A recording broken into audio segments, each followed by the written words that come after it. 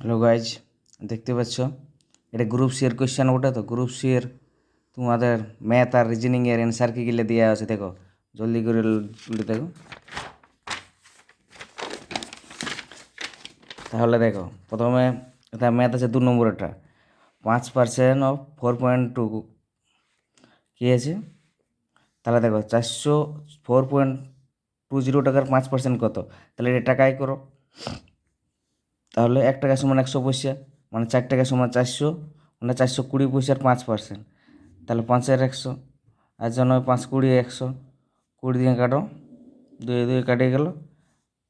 তাহলে 21 দুগুণে 42, তাহলে 21 পয়সা, 21 পয়সা হলো। তাহলে সিয়েরটা অ্যান্সার। তাহলে 21 পয়সা হয়ে গেল অ্যান্সার। তারপরে দেখো, তারপরে এখানে তোমার এখানে আরেকটা রিজনিং আছে। দেখো 4 নম্বরে আমার রিজনিং আছে। দেখো কী আছে রিজনিংকে, এ হলো ডি এর ভাই এবং ডি হলো বি এর বাবা, বি এবং সি হলো 2 বোন, এ হলো ডি এর ভাই। তাহলে এ আর ডি দুজন ভাই বটে। এ হলো ডি এর ভাই, তাহলে দুজন ভাই ভাই সম্পর্ক। এবং ডি হলো ডি হলো বি এর বাবা, তাহলে বি এর বাবা হচ্ছে ডি। আর বি এবং সি হলো 2 বোন, তাহলে বি এবং সি তাহলে কি 2 বোন। তারপরে কি দিয়ে আছে, এ এবং সি এর মধ্যে সম্পর্ক, তাহলে কি কাকু, এটার বাবার মানে কাকু হচ্ছে। তাহলে এ আর সি হচ্ছে কাকু বাইজি। তাহলে ডি এরটা অ্যান্সার হয়ে গেল কাকু বাইজি। তারপরে দেখো ইংলিশ, তারপরে দেখো কাকু বাইজি হবে। তারপরে তোমাদের এখানে এতে আছে। দেখো এতে 10 নম্বরের একটা ইংরেজি আছে। তাহলে দেখো এটা তোমার কত হবে, 4.4 যেটা তোমার হবে 101.72 অ্যান্সার। তারপরে দেখো 11 নম্বরটা কী আছে, 9 16 এবং ওর মধ্যে গড় অনুপাত কত। তাহলে দেখো এর গড় অনুপাত কত হবে। তাহলে দেখো সূত্র লেখায় 9 গুণিত 16 গড় অনুপাত, একটা সূত্র ছিল না, B square equal to AC, তাহলে B equal root over AC. এই সূত্রটাই তোমাদের লাগাই দিলে হয়ে যেত। তাহলে দেখো 9 16 হয়ে গেল 3 3 4 12, তাহলে 12 অ্যান্সার এটাই, বুঝলে। তাহলে এটা হয়ে গেল 12 অ্যান্সার।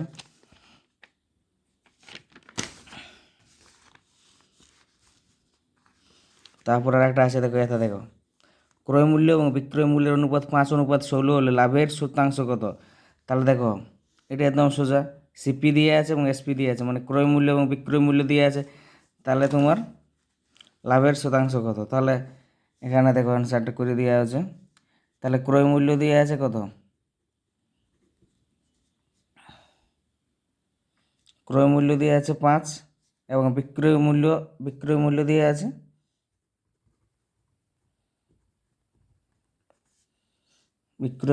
আছে তোমার 16। তাহলে ক্রয় বিক্রয় মূল্য জানছো, মানে কিনছে 5 টাকায় বিকছে 16 টাকায়, তাহলে লাভ কত হবে, লাভ হচ্ছে 11 টাকা। তা কার উপর লাভ হচ্ছে, ক্রয় মূল্যের উপর। তাহলে 5 গণিত 100%-এ বলেছে। তাহলে 5 5 20 100, মানে 11 2 22, 220%। তাহলে দেখো 14টা হয়ে গেলো 220%। তারপর আর একটা রিজনিং আছে। দেখো সচিন কোডটি টিভিকে এবং কপিল কোডটি কী হবে। দেখো লক্ষ্য করো, এসের মান কত 19 বটে তো, আর টি এর মান 20, তাহলে প্রত্যেকটা এক বাড়ছে। তাহলে কপিল কোডটি হবে L B Q G M, মানে প্রত্যেক, তাহলে কে এর পরে এল, তাহলে এরকম করে বৃদ্ধি পাচ্ছে। তারপরে দেখো 16 কোশ্চেনটা আছে, স্টার মার্কে কোন পূর্ণ সংখ্যা মানের জন্য 5 6 7 3 2 9 দ্বারা বিভাজ্য হবে। তাহলে যোগ করো, 9-এর নিয়ম কি বোঝায়, প্রত্যেকটা সংখ্যা যোগ করে যদি মানে যোগফলটা 9 দ্বারা বিভাজ্য হবে। তাহলে 5 6 11, 11 সাথে মানে 5 6 11, 11 সাথে 19, 19 20 21, 19 23, 23, তাহলে 23, তাহলে 27 করতে হবে। তাহলে 23-এর সাথে 4 যোগ করলে 27 হবে। তাই এটা হবে 4 অ্যান্সার হবে। তারপরে দেখো, তারপরে একটা same, if man equal to 123, cow equal to 456, then woman equal to কত হবে। তাহলে দেখো এম এর কোডটা তোমার কত আছে, এক আছে। তাহলে প্রথম তাহলে কী লেখা আছে, ওম্যান, তাহলে ডাব্লিউ এর কোড কত দেওয়া আছে 6, তাহলে 6 5 1 2 3 হবে। তারপরটা দেখো আর নিচে আছে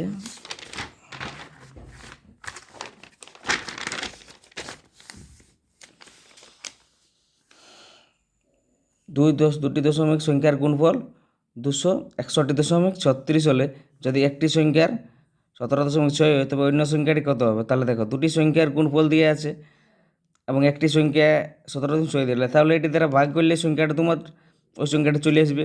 তাহলে দেখো ভাগ করলে তোমার অ্যান্সার হবে 14.85। তারপরে দেখো আরেকটা আছে তোমার রিজনিংয়ের একটা খুব ইম্পর্টেন্ট কোশ্চেন দিয়েছিল। দেখো এ পরপর বাম দিক থেকে একটি সারিতে 16তম কিন্তু ডান দিকে 10তম স্থান, এই সারিটিতে সদস্য সংখ্যা কত? তাহলে দেখো এটার নিয়ম কী বটে? এটা তোমার নিয়ম বটে যে টোটাল বার করতে হয়। টোটাল বার করতে হলে লেফট প্লাস রাইট -1। তাহলে দেখো লেফট প্লাস রাইট -1 হয়। তাহলে তোমার এখানে কী অঙ্ক দেওয়া ছিল? 16 আর 10 তাহলে 26,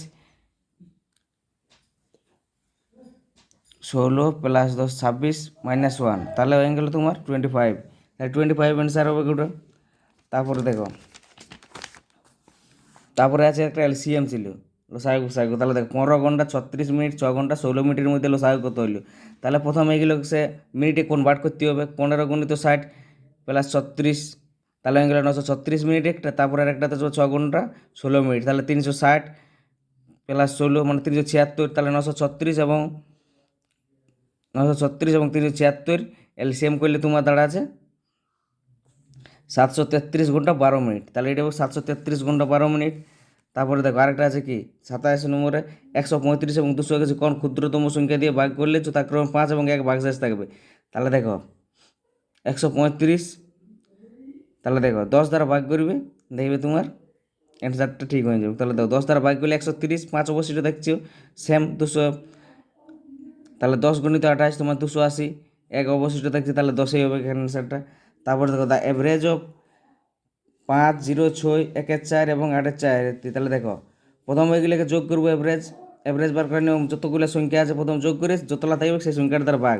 তাহলে দেখো 5, 0, 6, 1, 4 দশমিক যদি আমি বার করে তার 25.25 এবং 8.75 এগুলো যোগ করলে তোমার হয়ে গেছে 20 ভাজিত 5 তোমার 4, এটা তোমার তাহলে 4 অ্যান্সার হবে। তারপরে দেখো 5 অঙ্কের বৃহত্তম বর্গ সংখ্যা কত হবে? তাহলে দেখো 5 অঙ্কের বৃহত্তম সংখ্যা, তাহলে 5 অঙ্কের প্রথমে 999 সেটি থেকে বর্গ করে তোমার যত হবে সেই সংখ্যাটা থেকে 143 বাদ দিলে তোমার ওইটা দাঁড়ায় যেত। তাহলে তোমার অ্যান্সারটা হবে 99,856।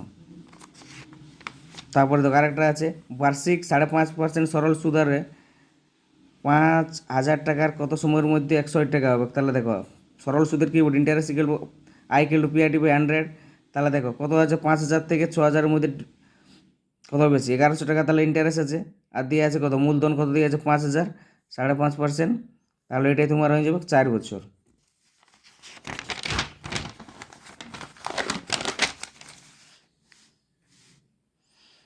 তাহলে দেখো 1890 থেকে 1900 সালের মধ্যে কতগুলো অধিবর্ষ হবে? তাহলে দেখো প্রথম লক্ষ্য করতে হবে, তাহলে 1890 থেকে 1909-এর মধ্যে। তাহলে দেখো কত প্রথমে 1892 হবে লিপ ইয়ার, তাহলে একটা 92 হবে, একটা 96 হবে, একটা 1900 হবে, একটা 1904 হবে। তাহলে কোটা হলো 1, 2, 3, 4, আর একটা হবে 1908, মানে 5টি। তাহলে 5টি এখানে লিপিয়ার হবে। তারপরে দেখো তারপরে আরেকটা আছে 35 মিনিট 20 মিটার পার সেকেন্ড বেগে চলমান একটি ট্রেনে 360 কিলোমিটার দূরত্ব অতিক্রম করতে কত সময় লাগবে? দেখো তাহলে কী বলে সূত্রটা, মোট অতিক্রান্ত দূরত্ব বাই স্পিড।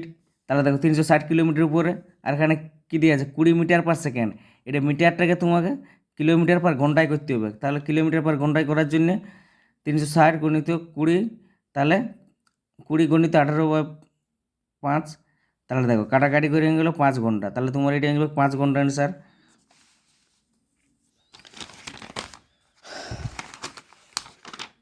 আর এটা আছে একটি গাড়ির গতিবেগ 90 কিলোমিটার পার ঘন্টা, এটিকে মিটার পার সেকেন্ড পরিবর্তন করলে কত হবে? তাহলে দেখো 90 গুণিত 5/18, এটা তোমার কী বলেছে, এটা মিটার পার সেকেন্ডে করতে বলেছে, তাহলে 5/18 দ্বারা গুণ করলে হবে, তাহলে 5 হয়ে গেলো 25 মিটার পার সেকেন্ড। তারপরে দেখো দ্য ভ্যালু অফ 90, তাহলে দেখো এটা সোজা তারা 99 কত বর্গ 9801, তো 100 দ্বারা ভাগ করলে 98 পূর্ণ 1/100, তাহলে এটা হয়ে যাবে অ্যান্সার। তারপরে তোমার আরেকটা আছে, যদি কোনো সম্পত্তির 7/15 মূল্য 440 টাকা হলে তাহলে সমগ্র সম্পত্তিটির মূল্য কত হবে? তাহলে দেখো 7/15 দাম যদি 440, এক অংশটার দাম কত হবে? এক অংশ হচ্ছে 93 টাকা। দেখো সম্পত্তি মানে এক অংশ দেখতে হবে সবসময়, তাহলে হবে 9300 টাকা। তারপর তো আরেকটা দিয়ে আছে অনুপাতের অঙ্ক। তাহলে দেখো এই অনুপাতের অঙ্কটা কত হবে? ক্যান্সারটা হবে 9:24:8। যদি না পারো দেখো তাহলে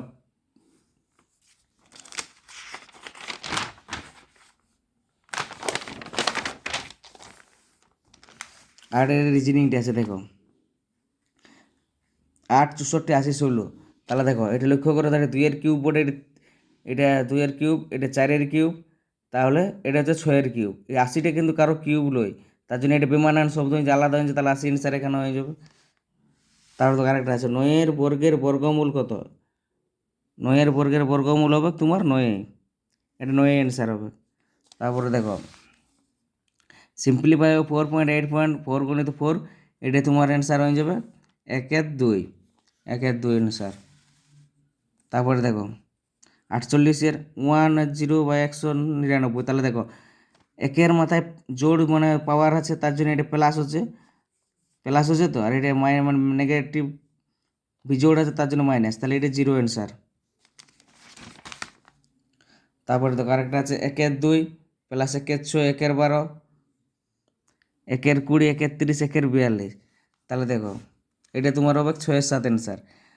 কী করে হইলো দেখো, তাহলে বুঝা আছে দেখো। তাহলে এটা আমরা কি লিখতে পারি? 1/2টাকে 1 গুণিত 1/2, 1/6টাকে কি লিখতে পারি? 1 গুণিত 2/3, এই করে আমরা 1/42 লিখতে পারি। তারপরে এটাকে আমরা সাজাতে পারি, তো 1/2টাকে 1 বাজিয়ে 1/2 লিখতে পারি। এরকম করে দেখো 1/1/2, 1/3 করে সাজাসাজি করে এগুলো কাটিয়ে তোমার যাবে পড়ে থাকছে 1/1/7, তাহলে 6-7 অ্যান্সার। এটা 6-7 অ্যান্সার। তারপরে দেখো দ্য ইন্টিগ্রেট অফ রেশিও 1/2, তাহলে দেখো এদের প্রথমে এলসিএমটা করে নেবে, তাহলে 3 2 এলসিএম 6, তাহলে 6:3:2 হবে এখানে। আরেকটা দেখো এটা আছে রিজনিংটা ছিল, তাহলে 4×9 = 36, 36-এর রুট 36-এর পরে কত হয়? 6, তাহলে ঠিক 8×2 = 16, 16 থাকে তো, তাহলে 16 হলো তো 4, তাহলে 4×6 = 64, এখানে 64 হবে, তাহলে 64 রুট কত হবে? 8, তাহলে 8 অ্যান্সার হয়ে যাবে এখানে।